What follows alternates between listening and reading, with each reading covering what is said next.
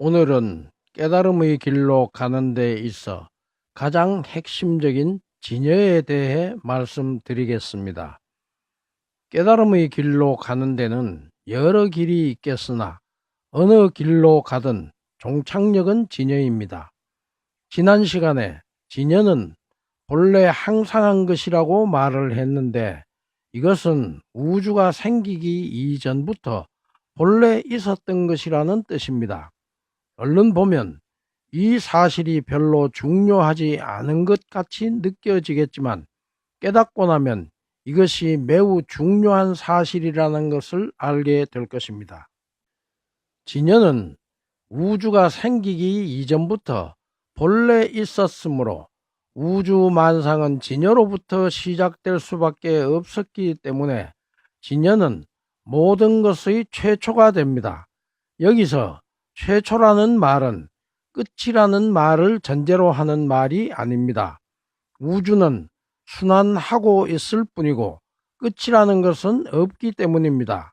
그렇다면 진여는 과연 어떻게 해서 모든 것을 창조할 수 있었을까요?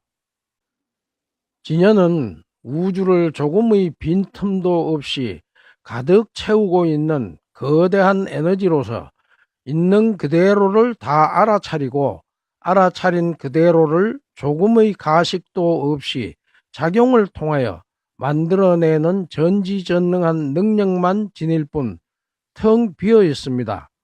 에너지는 일을 할 수 있는 능력을 말하며 우리 눈에 보이지는 않지만 무한한 가능성을 지니고 있는 그 무엇을 말합니다. 따라서 에너지라는 이름을 포함해서 진여라는 말도 우리들이 소통을 위해 그냥 붙였을 뿐이지 본래 진여에는 어떤 이름도 없었습니다. 진여에 의해 최초로 만들어진 것을 양자 물리학에서는 소립자 또는 미립자라고 하는데, 소립자가 인연 따라 모이게 되면 각각의 개체를 형성하게 됩니다. 이때 인연이란 각각의 개체가 만들어질 수 있게 하는 여러 가지 조건, 여건, 상황을 말합니다. 이와 같이 소립자가 인연 따라 모여 개체를 만들었기 때문에 개체가 흩어지면 다시 소립자로 되돌아갑니다. 소립자는 서로 상반되는 파동과 입자의 성질을 함께 갖추고 있기 때문에 불교의 반야심경에서 색즉시공 공즉시색이라 말한 것이 양자 물리학으로 증명되고 있는 것입니다. 이것을 다시 말한다면 있는 것과 없는 것은 다르지 않다, 즉 같다는 말인데, 색은 공간을 차지하고 있는 물질을 말하고 공은 텅 비어있는 파동을 말하기 때문입니다. 진여의 텅 빈 상태를 진공이라 하고, 진공으로부터 모든 것이 다 만들어졌기 때문에 묘유다 라고 말한 것이 진공묘유의 뜻입니다. 여러분들은 지금까지 제가 말한 내용에서 하나의 작은 깨달음을 얻으셔야 합니다.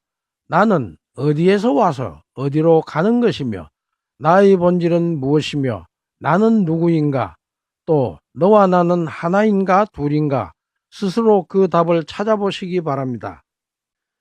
역사적으로 우리 인간은 이러한 근본적인 문제, 즉 진여를 가장 알고 싶어 했으므로 진여의 의미를 많은 사람들이 여러 가지로 나타냈기 때문에 진여의 의미는 본래 간단하나 오히려 가장 복잡하고 가장 알기 어렵게 변해버리고 말았습니다. 그래서 저는 진여를 포장하고 있는 인간의 모든 개념을 하나씩 벗겨내기 시작했습니다. 다 벗겨내고 나니 남는 것은 진여의 성품인 무상과 연기였습니다. 무상이란 영원불변하는 것은 없다, 모든 것은 잠시도 쉬지 않고 바뀌고 변한다는 것을 말하고, 연기는 모든 것은 이것과 저것이 서로 주고받는 상호의존성 또는 상호관계성으로 그 존재가 가능하다는 것입니다. 이것을 저는 원리라고 이름을 붙였습니다. 진여가 창조를 하기 위해 인연 따라 작용을 할 때는 아무렇게나 작용하는 것이 아니라 반드시 진여의 성품대로 움직인다는 사실입니다.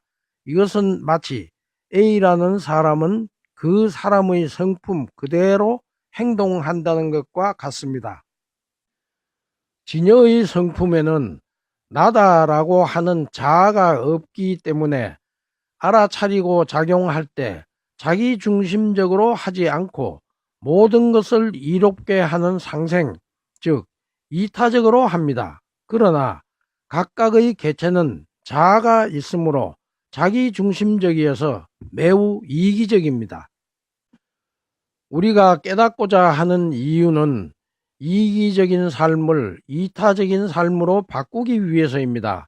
다시 말해서 자아의 성품을 진여의 성품으로 전환하는 데 있다는 말입니다. 이것을 본래심으로 되돌아간다 또는 본래심을 회복한다라고도 말합니다. 오늘 강의는 이것으로서 마치고 다음 강의에서 계속 이어지겠습니다.